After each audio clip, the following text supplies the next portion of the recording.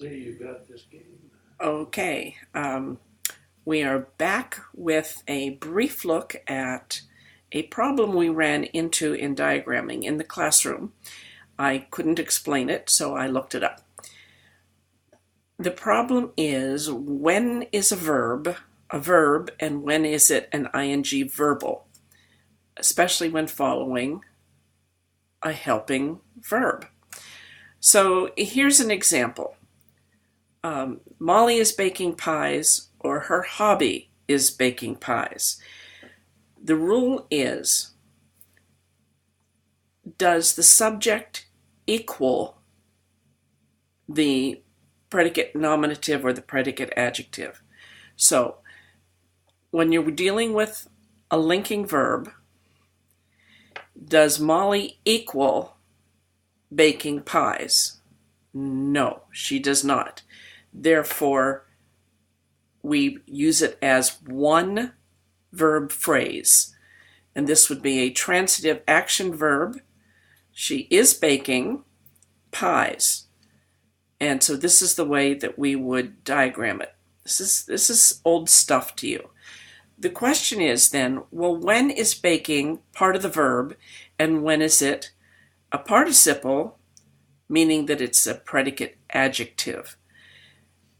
When the subject does not equal the direct object or the subject complement. In this case, look at her hobby is baking pies. Her hobby equals baking pies. So we know that this is acting as a linking verb, and baking pies is the subject complement, in this case, a predicate adjective.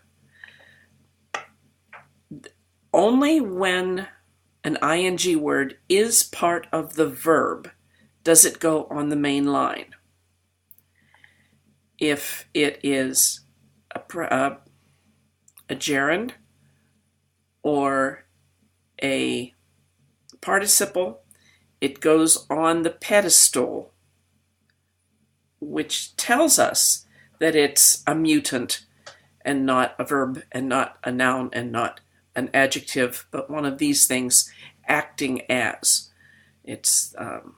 I think it's really straightforward, but a lot of you made mistakes on this on your oh joy gerunds and pernicious participle homework that I had you do in the last 2 weeks.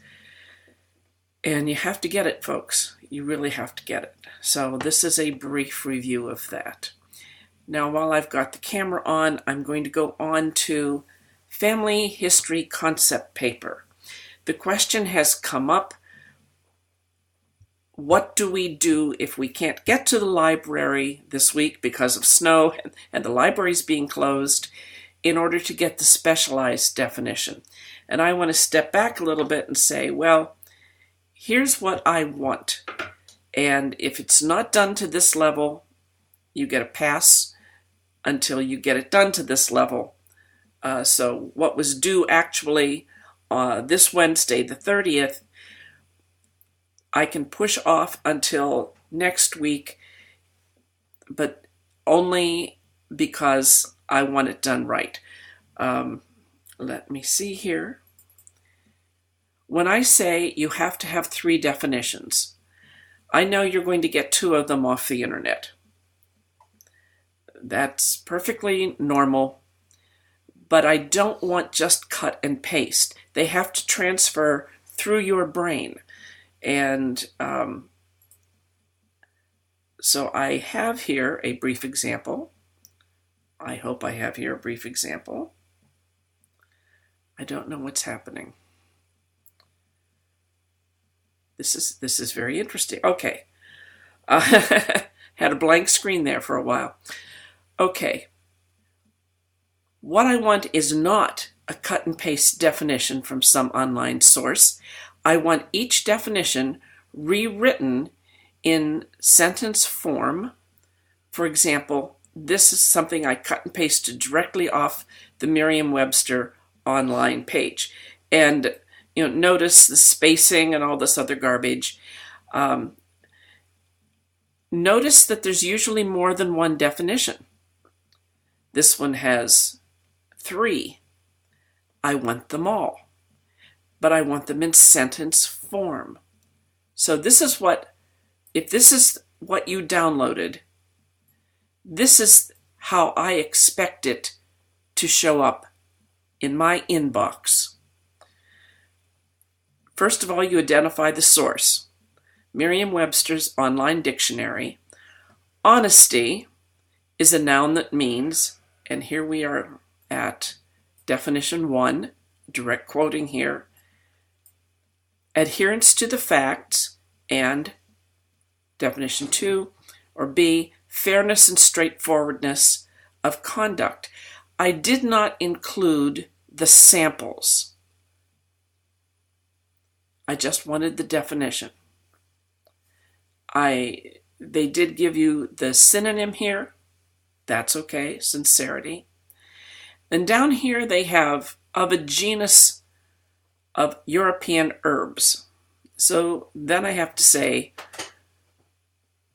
in a botanical definition, honesty is any of a genus of European herbs of the mustard family with toothed leaves and blah, blah, blah. Then the final one, although this definition is obsolete, it once meant the same as chastity. Okay, do you see what a difference it makes? Now I know it's gone through your brain and not just an action of cut and paste. So if you have your 2 or 3 specialized definitions ready for me for this week, but they're just cut and paste, rewrite them, get them to me as soon as you can.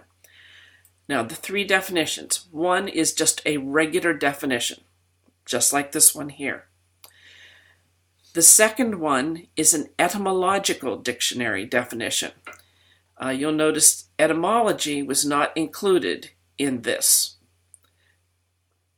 There are some online dictionaries that do that. The best one I recommend is Etym Online. And you'll find paragraphs on the words, but again, they're done mostly like this. You need to write them into sentence form. The third one is the hard one, and that is the specialized definition. And I'll tell you the truth, you can get legal definitions and medical definitions online. It's usually the same dictionary, just a different heading.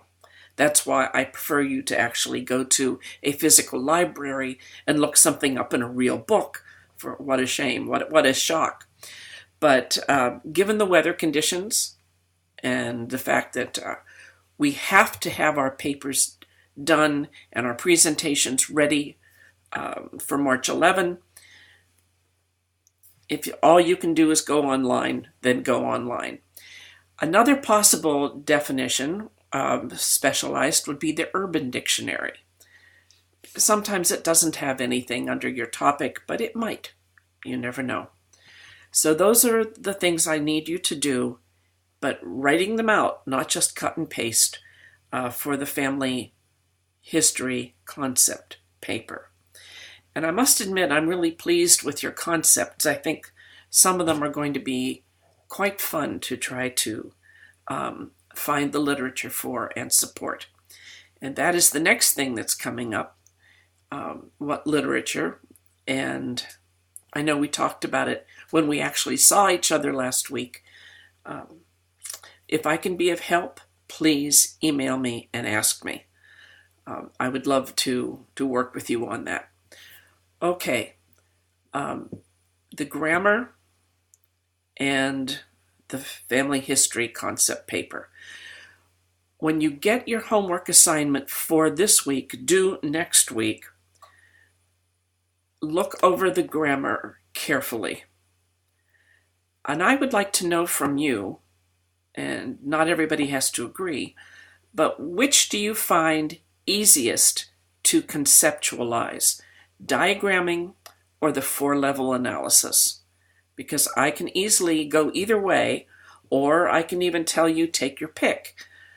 But I I'd like you to get this stuff. Thank you.